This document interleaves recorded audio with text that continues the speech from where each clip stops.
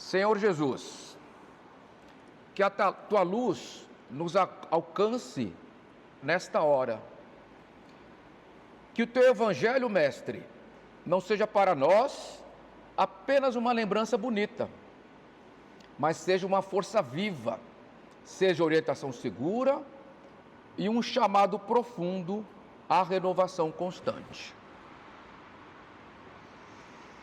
Ajuda-nos, Senhor, a compreender que mesmo nas lutas, por mais severas que sejam, Deus permanece conosco. Que mesmo nas quedas, ainda podemos levantar. Que mesmo durante as lágrimas, a esperança continua trabalhando em silêncio. Porque o otimismo divino nos leva à perfeição. Que assim seja, graças a Deus. E nós iremos começar esse nosso encontro exatamente explicando que o Evangelho, ele apresenta inúmeros fatos da passagem do Mestre Jesus aqui durante a sua estada encarnada aqui conosco. Apresenta dificuldades, apresenta vitórias, né? Finaliza ali com a morte de Cristo, depois vem o ato dos apóstolos. No entanto, é importante destacar que o Evangelho não é uma fuga, não é uma maneira de nós nos escondermos da nossa realidade. Não, na verdade o Evangelho é uma injeção constante de coragem no nosso dia a dia. Eu posso dizer, né, a maior parte aqui já me conhece, já sabe que eu sou novo aqui na área do Espiritismo, na leitura e na busca constante da prática do Evangelho. Eu fui ler pela primeira vez a Bíblia completa faz 6 anos, 7 anos. Então eu não tinha a noção da influência, da força, do poder do Evangelho no nosso dia a dia. E ele é essa injeção de coragem que eu estou falando aqui. E é o quê? É o roteiro desse otimismo divino. Ele nos mostra que, apesar das agruras que nós vamos enfrentar, nós estamos destinados à perfeição. Nos mostra que tudo vai dar certo, tudo vai ficar bem. E com isso nos dá tranquilidade, nos dá serenidade, nos dá calma. Então esta é a dádiva principal, é o objetivo principal do Evangelho. Exatamente nos mostrar, que Jesus, ele não veio aqui para ensinar ilusões. Ele veio aqui para nos dar a esperança. Ele veio nos dizer que nós temos salvação, apesar dos pesares, porque nós humanos somos limitados, somos problemáticos, orgulhosos, egoístas, ansiosos, e temos que trabalhar diariamente contra isso, temos que lutar para vencer essas limitações. E o Evangelho de Jesus é um dos caminhos que nós podemos utilizar para vencermos, para superarmos e para evoluirmos dia após dia. Olha que interessante aqui, no mundo tereis aflições. O Mestre nos disse isso, Então Jesus não nos enganou, ele nos avisou: no mundo tereis aflições. Está lá em João capítulo 16, versículo 33. Só que ele complementa: mas tende bom ânimo, eu venci o mundo. Olha só, para aqueles que creem que a crucificação do Mestre levou ele ao final da sua trajetória, nós sabemos que não. A crucificação dele foi uma vitória, foi a vitória dele sobre o mundo carnal. E aqui, isso que ele está dizendo aqui em João 16, 33. E ele não nos prometeu ausência de aflições. Ele disse que para nós termos bom ânimo. Essa é a diferença fundamental. Nós temos que saber que vamos passar por dificuldades, vamos enfrentar provas e expiações. No entanto, meus irmãos, minhas irmãs, a vitória é do bem, a vitória é de Deus, a vitória é de Jesus. Por mais que nós estejamos assim impactados pelo pessimismo humano, o otimismo de Deus, o otimismo do Evangelho, nos mostra para termos serenidade, que tudo está sob o controle de Deus, sob os desígnios do Mestre Jesus. Isso é para nos dar serenidade, nos dar calma, nos dar completude. Olha que conceituação interessante agora. Ó. O mundo diz: você vai sofrer, você errou, acabou tudo para você. Naquela hora do desespero, da tristeza, da fraqueza, né? Nós pensamos assim. No entanto, graças a Deus, Jesus diz: você vai sofrer, mas não precisa ser vencido. Você está sofrendo para aprender, não para ser derrotado. Você não foi vencido. Jesus ainda diz, né? Repara e segue. Você errou? Sim, nós erramos o tempo todo. Eu costumo dizer em nossos encontros aqui, que todo dia nós andamos 5 passos para frente e 4 passos para trás, todo dia. Nós tropeçamos todo dia, mas nós acertamos todo dia também. Quando nós damos um bom dia amoroso para alguém, quando nós voltamos a falar com aquela vizinha chata que não cumprimenta ninguém, quando nós perdoamos a sogra, quando tratamos bem os maridos, né? Olha eu me protegendo aí, que a Irene estivesse ouvindo aqui, né?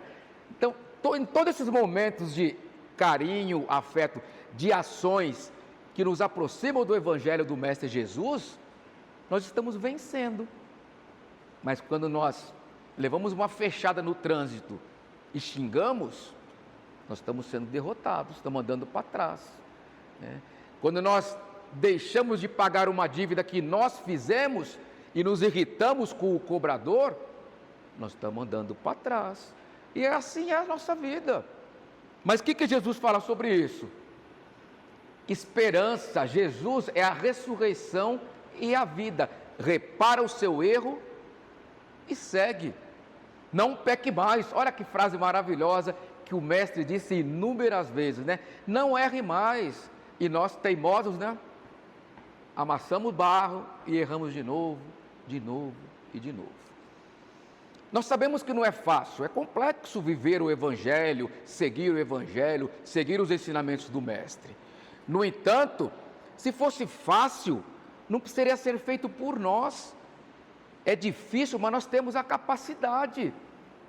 É por isso que nós estamos, olha aqui, uma quarta-feira ensolarada, nessa cidade maravilhosa, na nossa cidade morena, estamos aqui nesta casa de oração, ouvindo falar do Mestre. Olha que dádiva, olha que maravilha, olha como nossa vida pode ser coberta de momentos grandiosos. Aqui é um momento grandioso, que a espiritualidade está toda agindo em nosso corpo, em nossa mente, em nosso espírito, para nos beneficiar, para nos proteger, para fazer com que nós saiamos daqui melhores do que entramos. Então, esta caminhada aqui dentro são passos para frente, não são passos para trás. A não ser que eu olhe para o lado e fale: ih, que mulher mal vestida. Pronto, andei para trás. Quem riu muito aí é porque já fez isso depois que entrou aqui, né? A gente percebe. Brincadeiras à parte, este é o ser humano, está o tempo todo indo e vindo nessa caminhada evolutiva, não tem jeito, gente. É por isso que nós estamos aqui nesse mundo de provas e expiações. E o mais interessante do Evangelho, vejam só, quando Deus determinou que o Evangelho fosse escrito, né, pelos 4 evangelistas aí que foram consagrados pelo cristianismo primitivo, e pelos inúmeros evangelistas que também escreveram partes do Evangelho, né, que são os evangelhos apócrifos aí, que não são reconhecidos pela Igreja Católica, nem pela Igreja Evangélica, né? Mas quando Deus determinou que eles fossem escritos, é a demonstração nítida, clara, de que Ele não estava desistindo de nós, apesar de nós termos matado Jesus, o seu representante aqui na terra, aquele Espírito de luz que veio nos salvar, veio nos ensinar o amor. O que nós fizemos com Ele? Nós o crucificamos. Isso mostra a nossa limitação, mas mostra também a nossa necessidade desse amparo de Deus, né, e do perdão de Jesus. Jesus lá na cruz pediu ao Pai: Pai, perdoa-os, eles não sabem o que fazem. Quer demonstração maior de otimismo do que a do Mestre Jesus nesse momento na cruz? Olha lá, ó. Jesus não condenava ninguém no pior momento da sua própria história. Ele não enxergava o erro nas pessoas, ele enxergava a possibilidade de cada um de nós. E é isso que nós temos que treinar. Ainda hoje de manhã eu estava conversando com um amigo meu, e ele estava falando da dificuldade que ele tem em compreender o erro alheio. E eu disse a ele: meu amigo, treine a empatia, se coloque no lugar do próximo, de maneira que você possa compreender qual foi a vida daquela pessoa, qual é o nível de instrução que ela tem, qual a capacidade que ela vai ter de absorver, ou como ela vai interpretar o que acontece com ela. Porque o que nós achamos ou pensamos das coisas não passa de opinião. E eu costumo dizer, tem mais de 8 bilhões de opiniões nesse planeta Terra. E se cada um de vocês, por exemplo, aqui nós estamos em 30 pessoas, tiver 2 opiniões sobre o que é isso aqui, ó, é uma caneta, é um apontador, é um passador de slide, o que é isso? Já vai aumentar de 8 bilhões para 16 bilhões e assim por diante. Então, opinião é algo frágil, válido para cada um. Então, para você poder ajudar o próximo, tenha empatia, perceba por que ele tem aquela opinião, lembre-se de qual foi a vida dele, quais são as dificuldades, para que você possa, da melhor forma possível, ser caridoso. E a caridade, eu costumo dizer também, que a caridade é toda a troca de afetividade. Então, quando eu brinco com algum de vocês, quando eu sorrio, quando eu converso, eu estou sendo caridoso. E a pessoa que está me devolvendo o sorriso, a conversa e a atenção, também está sendo caridosa. Caridade não é só matéria, não é só dinheiro, não é só comida, não. Caridade é muito mais que isso. Caridade é dar ao próximo aquilo que o próximo necessita. E todos nós precisamos de afago, de carinho, de atenção, de compreensão. Então, nesses momentos, estamos sim sendo caridosos, como Jesus foi o tempo todo, como Deus nos ensina, desde que nós nascemos, nós temos essa sensação. Os serizinhos que estão nascendo atualmente, eles estão vindo com essas sensações muito mais evoluídas que nós. É incrível como que as crianças da atualidade têm uma percepção muito mais avançada do mundo do que nós temos. Nós estamos aqui há 60, 70, 80 anos, então era outra percepção. Graças a Deus, a evolução nossa e do planeta nos conduziu a essa melhoria imensa que nós estamos vivendo. Nelson, melhoria com o mundo do jeito que está? Sim, o mundo melhorou muito. A época de Kardec, há 200 anos, 170 anos, havia duelo. A vida não era respeitada, um homem matava o outro assim, descaradamente, em nome da honra. Meus irmãos, minhas irmãs, o que é essa tal de honra, né? Honra é o orgulho que cada um tem, que cada um acha que é, o que pensa sobre isso. Não, eu sou, ninguém é nada, graças a Deus ninguém é nada. E como é que Jesus olhava para as pessoas, como é que ele via a parte boa, como é que esse otimismo divino, lógico, o Mestre Jesus era o representante maior de Deus aqui conosco. Então, com certeza, ele era puro otimismo divino. Como é que ele via cada um? E vou citar alguns casos aqui para vocês relembrarem, vocês já sabem, vocês já viram. Dá uma olhadinha aqui, ó. Pedro ia se omitir, ia dizer que não conhecia Jesus, 3 vezes negou o mestre, né? No entanto, o que Jesus via nele? O futuro apóstolo, que seria a pedra, a rocha do ministério de Jesus, da casa do caminho, do cristianismo primitivo e assim por diante. Então ele não via quem ia negá-lo? Não, ele via a rocha que Pedro de fato era.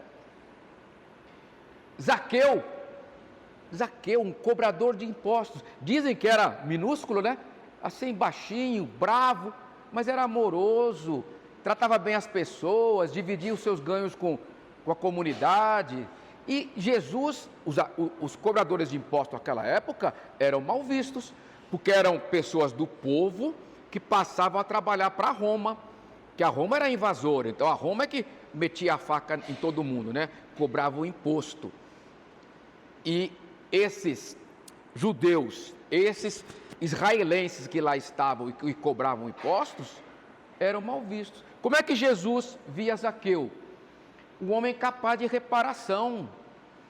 Tem uma linha de estudo que diz, inclusive, que Zaqueu, depois que ele teve aquele encontro com Jesus, ele se converteu tanto ao Evangelho, às orientações do Mestre, que ele mudou de nome, que ele passou a chamar Matias. É Matias? Eu creio que se não tem, eu creio que é Matias. E ele foi escolhido como o 12º apóstolo, porque Judas se suicidou. Então, isso é uma linha histórica não comprovada, na Bíblia não fala nada, mas é um caminho histórico que existe, né? Porque a missão de Jesus estava prevista para 12 apóstolos, por isso que ele escolheu os 12. Só que Judas se suicidou, ficaram com 11. Precisavam de mais um. Fizeram um concílio, uma votação e escolheram, eu não tenho certeza, mas eu creio que seja Matias. E ele era Zaqueu, que mudou de nome. É uma linha histórica que existe, não estou afirmando com certeza, porque eu já vi inúmeras contradições dizendo que isso não é fato. Mas é uma coisa bonita, inclusive, né? E o meu pai costumava dizer, Nelson, se eu tenho duas versões, uma mais ou menos e uma romântica, eu fico com a romântica. É o otimismo é maravilhoso. Nós temos que buscarmos ser otimistas. Eu vou contar um caso particular. Eu já prometi que eu não vou contar muito caso particular, porque eu sou contador de história, gente, mas eu não escapo, não tem jeito. A minha cunhada, ela é unha e carne com a Irene, minha esposa. Eu chego a ter ciúmes das duas, é verdade. Mas é verdade, tem que ser dito. E ela passou 1 ano e meio agora tratando de um câncer. Ela teve há 8 anos um câncer de bexiga, retirou a bexiga e agora deu uma metástase. E esse câncer voltou na virilha e em outros locais. E após o tratamento, durante o tratamento, elas foram fazer um exame. Saíram do exame, dali a pouco, a equipe médica falou, Fátima, você vai ter que repetir o exame. Nessa hora, a Fátima, a Irene e a filha da Fátima começaram a chorar desesperadas, porque se mandou repetir o exame é porque agravou. Eu falei para elas, meninas, não, vai repetir, porque na verdade não encontraram nada, e estão abismados, estão surpresos, é por isso que vai repetir. Então olha como o mesmo fato gerador pode ter a percepção totalmente diferente uma da outra. E graças ao bom Deus, qual que era a ideia? Era buscar o que eles não encontraram, porque ela estava curada. Ela está curada, na verdade. Então, olha a diferença entre encarar a vida como os desígnios de Deus, que Deus está sempre nos amparando, nos protegendo, ou ficar assim, nessa linha carnal do pessimismo. Nós não estamos aqui para isso, estamos aqui para viver bem, para crer, para amar e ser amado. E tudo isso nos leva ao otimismo divino. E o que nos conduz, o que nos ensina? O Evangelho. Está tudo escrito ali. Tem inúmeras passagens, inúmeros casos no Evangelho que vão sempre nos mostrar a dádiva que é estarmos nesse planeta vivendo o que vivemos. É muito interessante. Vamos ver mais um pouquinho aqui, ó. Madalena, a trajetória de vida dela aferiu, nós sabemos disso. O que o mestre viu em Madalena? Uma alma em reconstrução. Saulo, vejam só, Saulo, o perseguidor dos cristãos, que fez o primeiro mártir, né? Ele iniciou a captura, a perseguição, a captura e o apedrejamento de Estevão. No entanto, Jesus não viu nada disso, é o otimismo divino agindo através do mestre. Ele viu o quê? Ele viu o missionário que ia divulgar o cristianismo para metade do planeta. Nas 3 viagens de Saulo, mais a viagem a Roma, ele andou mais de 60 mil quilômetros. Imagine aquela época, com aquelas sandalinhas de couro, né, mal amarradas, 60 mil quilômetros. É uma dádiva, é uma maravilha. Mas Jesus, com seu otimismo, já tinha visto isso. E para finalizar essa demonstração de que como Jesus via os momentos de dificuldade, na própria cruz, ao lado do ladrão, ele não perdoou o ladrão que se arrependeu? Perdoou, né? Porque ele não estava vendo o ladrão que estava sendo ali crucificado junto com ele, né? Ele viu uma esperança possível naquele ladrão, uma alma que sairia dali para poder nos auxiliar e nos proteger. Aliás, a história do mestre é repleta dessas questões, né? Nós temos, por exemplo, o centurião Longinus, que foi aquele centurião que pegou a lança e espetou o coração do mestre na hora da crucificação. Mas por que ele fez isso? Fez isso por piedade. Porque naquela época, a pessoa crucificada, depois da crucificação, os seus joelhos eram quebrados, de maneira que ele, com essa fratura exposta, sangrasse até a morte. E o Longinus, preocupado com isso, para que Jesus não sofresse dessa maneira, abreviou a morte do corpo do mestre, né? Nós sabemos que é a morte do corpo. Só que ele ficou muito traumatizado com isso e suicidou também. Se suicidou, Longinus. Jesus o acolheu, viraram grandes parceiros de jornada, e sabe quem é Longinus? São Longuinho, virou santo, né? Ou seja, um espírito de luz que já nos iluminou, já facilitou a nossa vida. Nós, terrenos, né, terráqueos, né, já esteve aqui conosco inúmeras vezes, nos auxiliando. Então, esse é o otimismo divino, né? É isso que nos conduz a crer cada vez mais na beleza do Evangelho. E é isso que o Evangelho nos traz o tempo todo.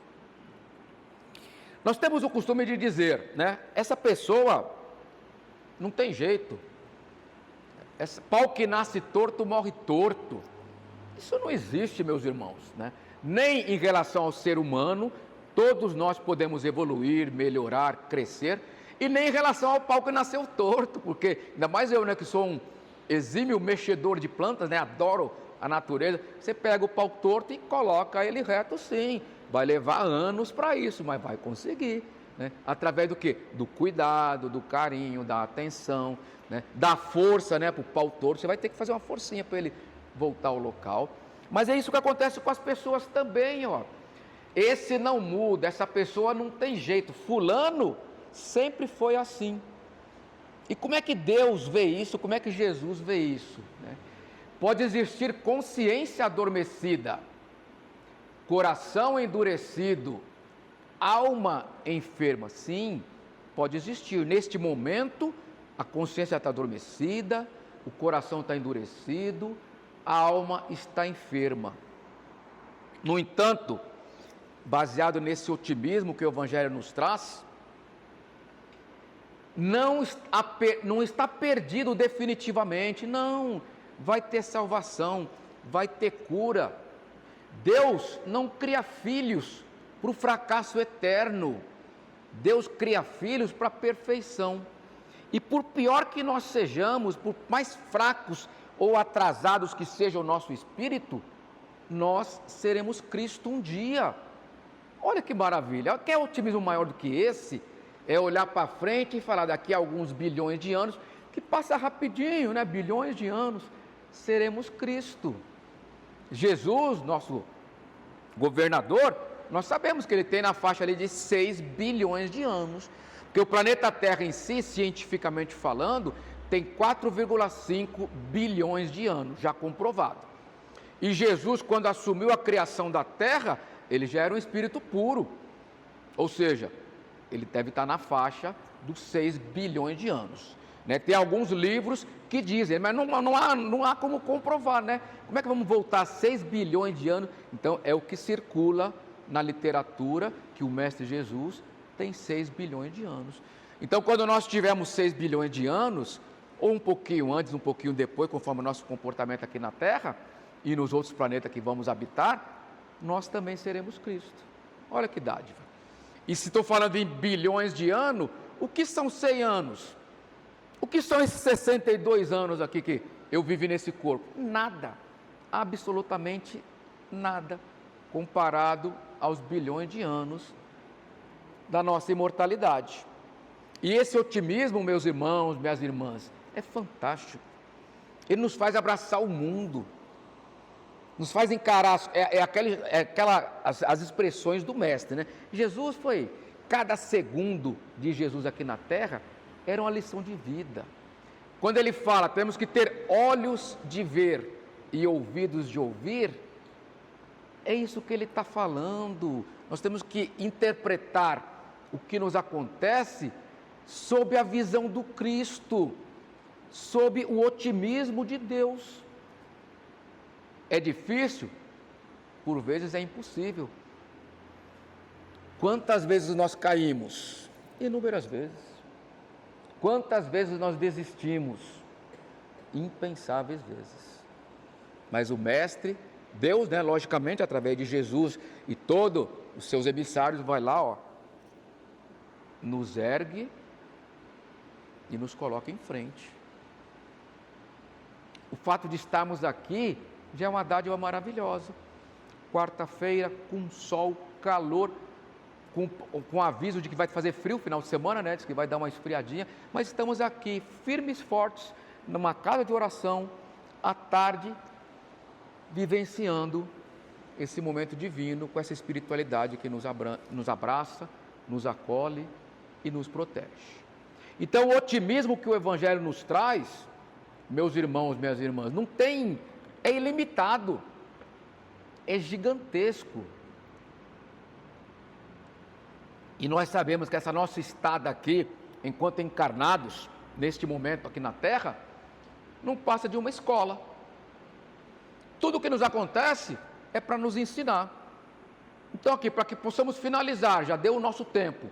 A dor é uma lição, o erro é aprendizado, a queda é uma chamada ao equilíbrio, nos faz voltar ao equilíbrio.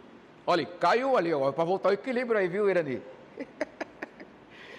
Todos estamos no caminho. E olha só, essa visão muda completamente a nossa forma de viver. Então vamos trabalhar para que nós possamos ser otimistas, que nós possamos ter olhos de ver, ouvidos de ouvir, as dádivas constantes que estão nos cercando. Nós adoecemos, sim, mas depois nós somos curados. Isso é aprendizado, isso é escola. E é por isso que estamos aqui, para cada dia aprender um pouquinho mais. Eu vou adiantar um pouquinho aqui para chegar na nossa... O chamado de Jesus é para todo mundo, a pedagogia divina não erra nunca e assim por diante, né? E para finalizar, essa questão de que o Evangelho é a religião do recomeço. Ainda hoje, eu narrei aqui a questão que eu estava conversando com esse amigo, né? Ele até falou que a mãe dele insiste que ele tenha determinada religião, mas que ele opta por conhecer o Espiritismo e por conhecer outras religiões, né? E o que eu disse para ele, meu amigo, se vem de Deus, é positivo. Se pratica o bem, é positivo. Conheça o que você tiver que conhecer nessa sua jornada. É um menino, 26 anos, nessa sua jornada, e depois você decide.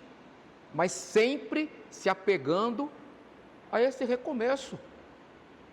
Sempre se apegando ao Evangelho que Deus nos deixou através dos discípulos de Jesus, que contaram a sua história, contaram a sua vida, para que nós possamos ter o orgulho de dizer, somos cristãos.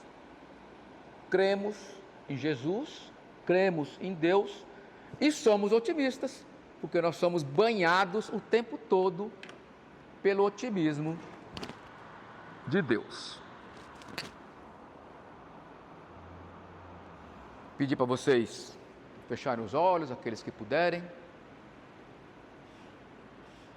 Respirar fundo, nosso coração já está brando, já está sereno, né? Nessa casa de luz aqui, recebendo meia hora de influência altamente positiva da espiritualidade superior.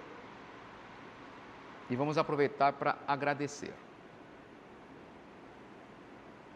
Mestre Jesus, transbordando gratidão por corações, mentes e até por todos os poros, Mestre, por tudo que o Senhor tem nos dado, pela vivência, pelo aprendizado, pelos erros, pelos acertos, por esta vida fantástica que cada um de nós levamos aqui no planeta Terra. Pedimos, Senhor, que essas dádivas alcancem os mais necessitados, alcance aqueles que estão em situação de rua, tanto aqui na nossa capital morena como no resto do Brasil. Temos a consciência de que nos últimos 2 anos esse pessoal em situação de rua praticamente triplicou e o sofrimento deles é insano, Senhor. O Senhor sabe disso. Então pedimos que essas dádivas atinjam a esses seres que estão nessa situação tão difícil. Pedimos também, Senhor, pelos planetas, pelos países que se encontram em guerra, em que há morte generalizada, há carnificina. Pedimos que o Senhor ampare o coração de encarnados e desencarnados dessas regiões. E pedimos em especial, Mestre Jesus, para que o Senhor, através de nossos guardiões, de nossos espíritos amigos e protetores, permaneça sempre ao nosso lado, nos permitindo ter a lucidez, realizar, poder colocar o amor em prática através da caridade e enfrentarmos sempre, Mestre, tudo o que nos acontece com serenidade, para que possamos cada vez mais caminhar conforme a seara que o Senhor nos ensinou. Permaneça conosco, Jesus, durante o resto dessa tarde, durante o nosso deslocamento para nossas residências, durante o nosso sono da noite e para todo sempre. Assim seja, graças a Deus. Obrigado, gente. Um beijo no coração de cada um de vocês.